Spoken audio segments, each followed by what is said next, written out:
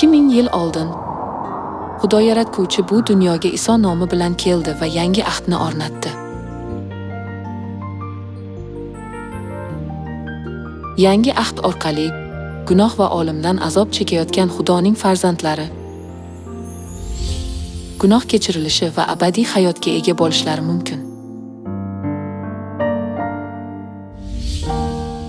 3 yil davomida Iso shogirdlariga yangi ahdga rioya qilish namunasini ko'rsatdi. Men sizlarga nima qilgan bo'lsam, sizlar ham o'shani qilishingiz kerak. Men sizlarga o'rnak ko'rsatdim.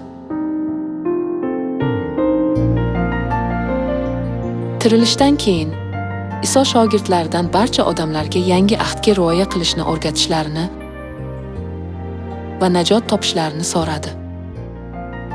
Isoning so'zlariga ergashib, shogirdlari yangi ahdni vaz qilishdi. Gunohlar kechiriladigan yangi ahdda ibodat qoidalari mavjud.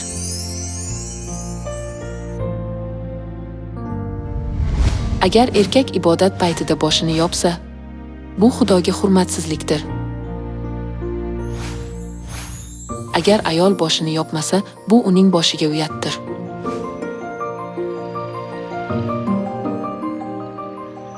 Yangi ahdga ergashadigan jamoatda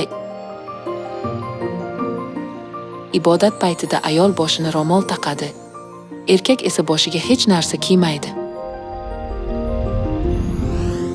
Biroq Iso osmonga ko'tarilgandan keyin ba'zi ayollar ro'mol o'rashlari shart emasligini ta'kidlashdi. Shu sababli Havoriy Pavlus ularni ro'mol o'rashga chaqirib, uzun sochlar inson tabiatiga ko'ra ayolga chiroyli ko'rinishini tushuntirdi. O'zingiz o'ylab ko'ring. Ayol kishi boshini yopmay Xudoga ibodat qilishi to'g'rimi?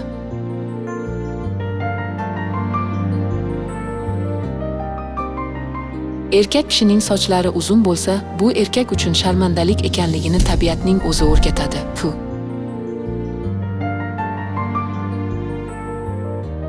Xuddi shunga o'xshab, ayol kishining sochi uzun bo'lsa, bu ayol kishi uchun sharaf emasmi?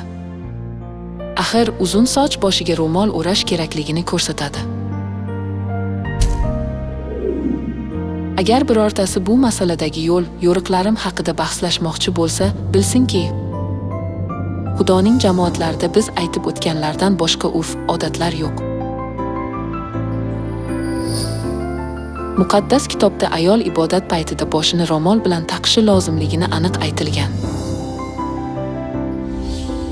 Ibodat paytida ayol uchun ro'mol taqishi amaliyoti Iso o'rgatgan va Havoriy Pavlus vaz qilgan yangi ahd qoidalaridan biridir.